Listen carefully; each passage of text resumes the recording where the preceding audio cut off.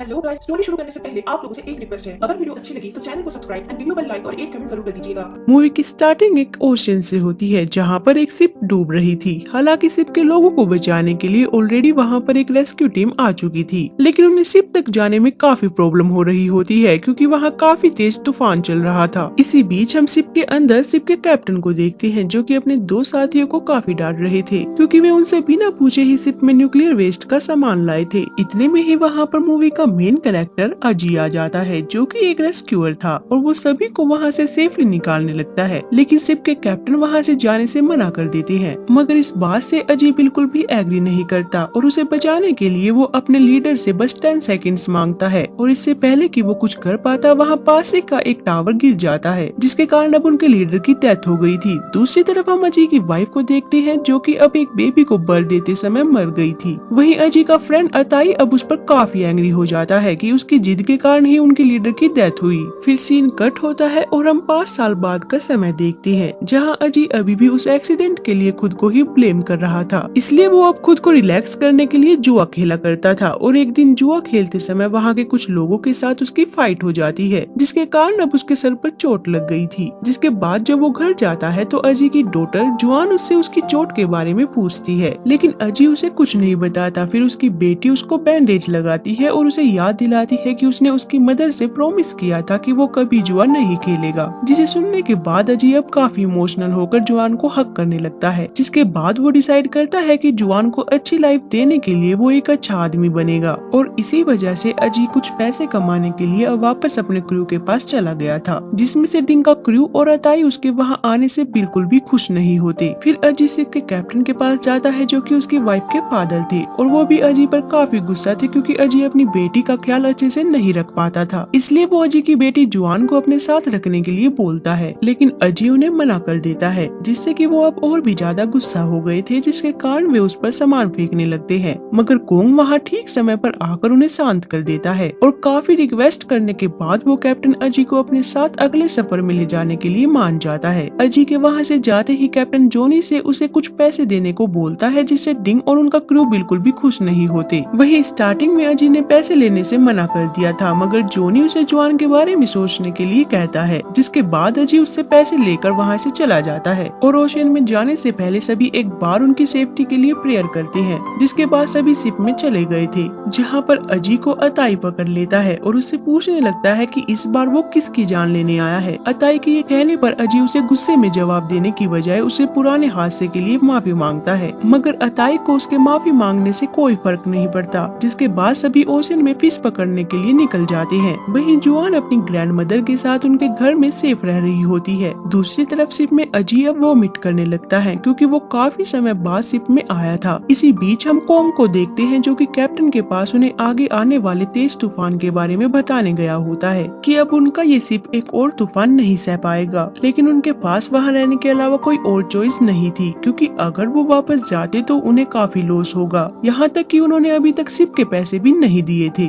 वहीं डिंग उनकी ये सब बातें बाहर से सुन रहा था और आखिर में वो रूम में आकर कैप्टन से फिशिंग के साथ साथ माल ढोने के लिए भी बोलता है, मगर कैप्टन अपने प्रिंसिपल्स के चलते उसे साफ मना कर देते हैं, जिसके कारण अब उन दोनों के बीच थोड़ी बहस हो जाती है। लेकिन कोंग उन दोनों को शांत करके डिंग को बाहर भेज देता है। दूसरी तरफ हम अजी को देखते हैं जो कि शिप में अकेले खड़ा होता है। फिर थोड़ी ही देर में वहाँ कोंग की नेफ्यू शाओतू आती है जो कि अजी को पसंद करती थी, लेकिन कोंग उसे अजी से दूर रहने के लिए बोलता है। उसी रात डिंग अपने लोगों को बताता है कि कैप्टन और कोंग वापस जाना चाहते हैं, जिससे कि अब सभी काफी अपसेट हो गए थे क्योंकि अभी तक उन सब ने एक भी फिश नहीं पकड़ी थी और अगर वे ऐसे ही वापस जाते हैं तो उन सबको काफी लॉस होगा। लेकिन डिंग उन सभी को फिलहाल के लिए शांत रहने को बोलता है। साथ ही साथ वो उन्हें कैप्टन और उनके लोगों पर नजर रखने के लिए भी कहता है ताकि वो टाइम आने पर शिप पर कब्जा कर सके। नेक्स्ट डे डिंग के लोग अजी को उनके साथ माल ढोने का ऑफर करते हैं और उसे कहते हैं कि अगर वो उनके साथ काम करता है तो उसे पैसों की कोई प्रॉब्लम नहीं होगी, लेकिन इसके बावजूद भी अजी उनके साथ काम करने से मना कर देता है और बोलता है कि वो तो सिर्फ एक सीमैन बनना चाहता है, जिसे सुनकर वे सब अजी को अब मारने लगे थे। मगर अताई ठीक समय पर वहाँ आकर उसे बचा लेता है। उस रात रिपेयरिंग करते हुए कोंग कैप्टन को डिंग से बच के रहने के लिए बोलता है, क्योंकि डिंग पैसों के लिए कुछ भी कर सकता था, जिससे कैप्टन भी एग्री करते हैं। कि तभी इतने में ही उन्हें पता चलता है कि उनके ग्रुप ने फिश पकड़ ली है, जिसे सुनकर अब सभी काफी खुश हो गए थे। हालांकि ये खुशी ज्यादा देर तक नहीं रहती है, क्योंकि थोड़ी ही देर में उन्हें वहाँ एक जायंट स्पाइडर दिखता है, जिसे देखकर सभी काफी हैरान हो जाते हैं। वहीं अब अजी और अताई उस स्पाइडर को ढूंढते हुए एक रूम में पहुँच गए थे, जहाँ पर अताई अजी को एक स्पाइडर के हमले से बचाता है। मगर आखिर में एक जायंट स्पाइडर अताई पर ही अटैक कर देता है, लेकिन इससे पहले वो उसे मार पाता अजी वहाँ आकर उसे बचा लेता है। जिसके बाद वे दोनों वहाँ से बाहर चले गए थे, जहाँ वे देखते हैं कि कुछ स्पाइडर्स ने उनके ग्रुप पर हमला कर दिया है। मगर वे उनसे घबराने की बजाय उनका डटकर सामना करते हैं और आखिर में उन्हें समुद्र में गिरा देते हैं, जिसके दौरान उनके कैप्टन को चोट लग गई थी, इसलिए वो उन्हें ऊपर ले जाने के लिए बोलते हैं। इसी बीच सभी को वहाँ ओशन में न्यूक्लियर वेस्ट दिखाई देता है, जिसे देखकर अजी सोचता है कि शायद इस वेस्ट के कारण ही वे सभी स्पाइडर साइज में इतने बड़े हो गए होंगे। वहीं आगे जब कैप्टन अपने रूम में मौजूद थे तो तब कोंग उनके पास आकर उन्हें बताता है कि उनके एक साथी की तबीयत काफी बिगड़ चुकी है, जिसे सुनकर वे तुरंत उसके पास पहुंचते हैं, जहां डिंग उन्हें बताता है कि उसे लगता है ये इन्फेक्शन शायद उन सब में भी फैल सकता है। कि तभी वो आदमी तड़पने लगता है और जल्द ही मर जाता है। उस आदमी को इस तरह मरता देख वे सब अब काफी घबरा गए थे। फिर थोड़ी देर बाद हमें पता चलता है कि अताई भी अब इन्फेक्टेड हो चुका है, मगर उसने ये बात किसी को भी नहीं बताई होती। नेक्स्ट डे जब सब शिप में एंजॉय कर रहे थे तो तब डिंग को पास ही में एक सर्वाइवर दिखता है, जिसके बाद वे सभी उसे ऊपर लाते हैं। वो सर्वाइवर दरअसल एक लड़की थी, जिसके साथ अब डिंग के लोग मिसबिहेव करने लगते हैं, जो कि अजी को बिल्कुल भी पसंद नहीं आता और इसलिए वो अब उनसे लड़ने लगा था। लेकिन थोड़ी ही देर में वहाँ पर कैप्टन आते हैं, जो कि अजी को एक थप्पड़ मारकर वहाँ से भगा देते हैं। बाद में अजी कैप्टन को बताता है कि वो बेकसूर है, उसने कुछ नहीं किया था,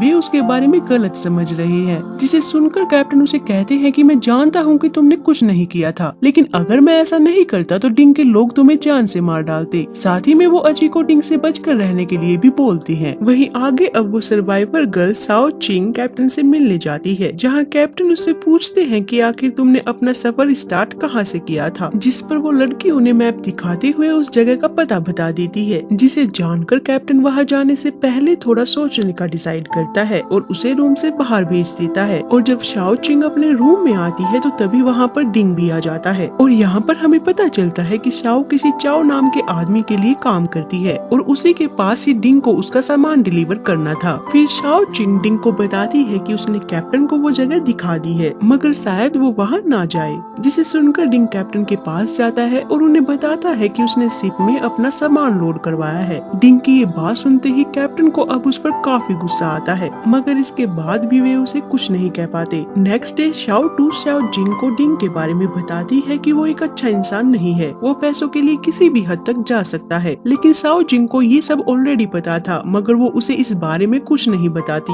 जिसके बाद उस रात ओशन से निकलकर एक जायंट स्पाइडर शिप के एक क्रू मेंबर को मार देती है और जब नेक्स्ट डे सभी उठते हैं तो उन्हें वो आदमी शिप के ऊपर लटका हुआ मिलता है, जिसे देखकर अब सभी काफी डर गए थे कि ये हो क्या रहा है। बाद में डिंग अपने लोगों के साथ मिलकर शिप पर कब्जा करने का प्लान बना रहा होता है, जिसके दौरान वो अपने साथियों से कहता है कि हमारे इस प्लान की भनक किसी को नहीं लगनी चाहिए। मगर बदकिस्मती से कोंग ने इन सब की बात सुन ली थी, जिसके कारण डिंग उसे धमकी देता है कि अगर उसने ये बात किसी को भी बताई तो वो उसकी नेफ्यू को मार देगा। इसलिए कोंग को अब मजबूरन उनकी बात माननी पड़ती है। वहीं आगे अब डिंग के साथ ही अजी को नीचे बेसमेंट में एक रूम में लॉक कर देते हैं, क्योंकि डिंग को अजी बिल्कुल भी पसंद नहीं था। जिसके बाद अजी को वहाँ बेसमेंट में अताई मिलता है और उसे देखकर अजी को ऐसा लगता है कि वो उसे मारना चाहता है, मगर बाद में वो अजी को बताता है कि वो ये सिर्फ डिंग को दिखाने के लिए कर रहा है और अगर वो ऐसा नहीं करेगा तो डिंग उसे मार देगा। और अब फाइनली अताई उसके सामने ये रिवील करता है कि वो भी इन्फेक्टेड है, जिसके कारण वो जल्द ही मर जाएगा, मगर तुम्हारी एक बेटी है इसलिए तुम्हें जीना होगा। कि तभी अचानक से उनकी शिप किसी चीज से टकरा जाती है, जिसके कारण अब उस रूम में पानी भरने लगा था। और जब अजी डिंग को उन्हें वहाँ से बाहर निकालने के लिए बोलता है तो तब वो उनकी मदद करने के बजाय उन्हें अकेला ही छोड़कर चला जाता है। जिसके बाद अब उनके पूरे रूम में पानी भर गया था, मगर लकीली अब अजी वहाँ से किसी तरह निकल जाता है, लेकिन अताई नहीं निकल पाता, जिसके कारण अब वो वहीं डूबकर मर जाता है। फिर अजी अब दौड़कर कोंग के पास पहुंच गया था, जहां वो उसे बताता है कि डिंग ने अताई को मार दिया। जिसके बाद वे दोनों डिंग के पास पहुंचते हैं, जहां पर अजी की अब उनके साथ बहस हो गई थी। मगर जल्दी वहां कैप्टन आ जाते हैं और सिचुएशन को शांत करने की कोशिश करते हैं, लेकिन तभी डिंग का एक आदमी उन्हें चाकू मार देता है, जिस वजह से अब डिंग और उसके साथी शिप पर कब्जा कर लेते हैं। वहीं आगे डिंग से बचने के लिए अब अजी, कोंग, साओजिंग, साओतू और कैप्टन एक रूम में छुप गए थे, जिन पर नजर रखने के लिए डिंग अपने कुछ आदमियों को उनके रूम के बाहर तैनात कर देता है। थोड़ी देर बाद जब उनमें से एक आदमी सोने के लिए जा रहा था, तो तब उसे रास्ते में एक इन्फेक्टेड आदमी मिलता है, जिसे देखकर अब वो काफी डर गया था, जिस वजह से वो वहीं बेहोश हो गया। थोड़ी देर बाद जब उसे होश आता है तो वो खुद को एक रूम में पाता है, जहाँ पर उसे एक डेड बॉडी और काफी सारे स्पाइडर्स के नेट दिखते हैं, जिन्हें देखकर वो काफी तेज चिल्लाने लगता है। और उसकी आवाज सुनकर वहाँ पर डिंग और उसके साथी आ गए थे, लेकिन उन्हें वहाँ पर कोई नहीं मिलता, जिससे कि वे सब ये समझ गए थे कि वो जगह उनके लिए बिल्कुल भी सेफ नहीं है। इसलिए वे सब वहाँ से चले जाते हैं। और जैसे ही वे बाहर आते हैं तो तब उन्हें वहाँ पर एक जायंट स्पाइडर मिलती है, जिसे देखने के बाद वे सब दौड़कर उसी रूम के पास पहुँचते हैं, जहाँ पर कैप्टन, अजी और बाकी लोग छुप रखे थे, जिनसे अब ये सब रिक्वेस्ट करने लगते हैं कि हमें अंदर आने दो। स्टार्टिंग में अजी उन्हें अंदर नहीं आने देता, मगर आखिर में वो कैप्टन के कहने पर दरवाजा खोल देता है। और अब अंदर आने के बाद डिंग दरवाजा न खोलने के लिए अजी पर काफी गुस्सा करता है, जिस पर अजी उसे याद दिलाता है कि तुमने तो हमें नीचे बेसमेंट में मरने के लिए छोड़ दिया था, इसलिए तुम एहसान मानो कि मैंने तुम्हें कम से कम अंदर तो आने दिया। इसके बाद डिंग अपने साथियों के साथ सामान को लेकर शिप से भागने के लिए जाता है, लेकिन अब उसके साथियों ने उसका साथ देने से मना कर दिया था, इसलिए डिंग उनमें से अपने कुछ साथियों को मार देता है, और जो बच जाते हैं उन्हें वो स्पाइडर मार देती है। लेकिन उन्हें मारने के बाद भी वो स्पाइडर बाकी लोगों पर हमला करने के लिए आगे बढ़ती है, जिससे बचने के लिए सब एक रूम में चले गए थे, मगर वो स्पाइडर उनका पीछा करते हुए उस रूम में भी आ जाती है। और उस स्पाइडर को वहाँ देखकर अब वे सभी काफी डर गए थे, जिसकी वजह से सब उस रूम में छुप जाते हैं, जहाँ शाओ जिंग उन्हें शांत रहने के लिए बोलती है, क्योंकि स्पाइडर्स की सुनने की शक्ति काफी तेज होती है, इसलिए अगर वे शांत रहेंगे तो वो स्पाइडर जल्दी वहाँ से चली जाएगी। और कुछ समय बाद ठीक ऐसा ही होता है, वो स्पाइडर वहाँ से थोड़ी ही देर में चली जाती है। बाद में डिंग अजी को बताता है कि वो उससे इतनी नफरत क्यों करता है। दरअसल अजी की जिद की वजह से ही उनके लीडर की डेथ हुई थी, जो कि डिंग का छोटा भाई था, जिसे सुनकर अजी अब डिंग से माफी मांगता है, मगर डिंग उसे इग्नोर करके अपने लोगों के साथ वहाँ से चला जाता है। बाहर जाकर डिंग अपने दोनों साथियों को सामान इकट्ठा करने के लिए बोलता है, ताकि वे उसे बेचकर पैसा कमा सके,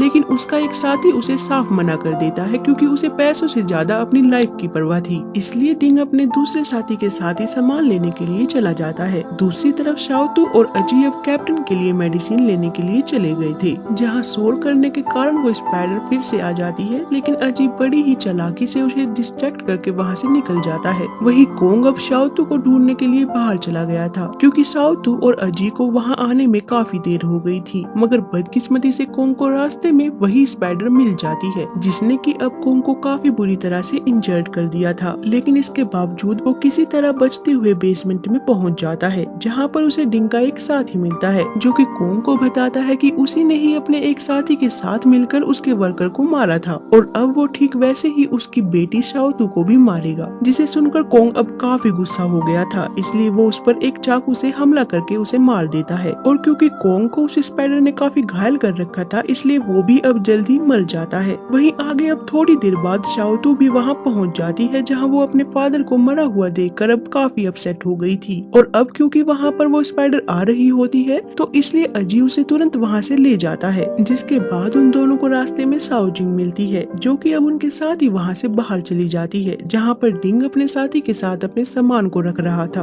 और ये देखकर अजी उस पर काफी गुस्सा करता है कि उसे ऐसे टाइम में भी अपने सामान की ही चिंता है। साथ ही साथ वो उसे समझाता है कि अगर वे सब जिंदा रहना चाहते हैं तो उन्हें साथ मिलकर काम करना होगा, जिससे कि अब डिंग भी एग्री करता है। और अब सब उस स्पाइडर को पकड़ने के लिए प्लान बनाने लगते हैं। फिर उस स्पाइडर को ट्रैप करने के लिए अजी नीचे बेसमेंट में जाकर उसे बुलाने लगता है, और जब वो स्पाइडर उसका पीछा करते हुए बाहर आती है, तो तब बाहर मौजूद सभी लोग उसे फिशिंग रोप से नीचे कंटेनर में गिरा देते हैं। मगर उस स्पाइडर ने अजी, डिंग और एक आदमी को भी अपने साथ नीचे खींच लिया था। लेकिन लकीली अपने साथियों की मदद से डिंग और अजी वापस ऊपर चले आते हैं, मगर उस तीसरे आदमी को वो स्पाइडर जान से मार डालती है। जिसके बाद उन सभी ने उस कंटेनर को बंद करके उसमें फ्यूल डालकर उसे आग लगा दिया था। कंटेनर में आग लगने के बाद थोड़ी देर के लिए उन सबको लगता है कि अब वो स्पाइडर मर चुकी है, मगर तभी अचानक से वो स्पाइडर उस कंटेनर से बाहर आती है, जिसे कि अब अजी एक कवर की हेल्प से समुद्र में धकेलने लगा था। मगर तभी डिंग और कैप्टन अजी को हटाकर खुद उस कवर को पकड़ लेते हैं और स्पाइडर को पीछे धकेलने लगते हैं। साथ ही में वे अजी को बताते हैं कि वे दोनों इन्फेक्टेड हो चुके हैं, इसलिए उन्हें इससे कोई फर्क नहीं। और इसी के साथ हमारी मूवी यहाँ खत्म हो जाती है। तो